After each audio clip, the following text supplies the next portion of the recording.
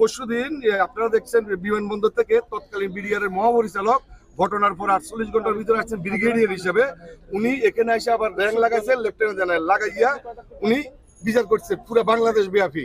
কিন্তু উনাকে গ্রেপ্তার করার পরে এগুলা ফুল নকশা অনুযায়ী আওয়ামী সরকারের পরিকল্পিত নকশা অনুযায়ী এই কাজগুলো হইতেছে, যেহেতু এখানে সম্পূর্ণ তথ্য প্রমাণ আছে, যেন কোনো প্রকারে এগুলো প্রকাশ না হয়।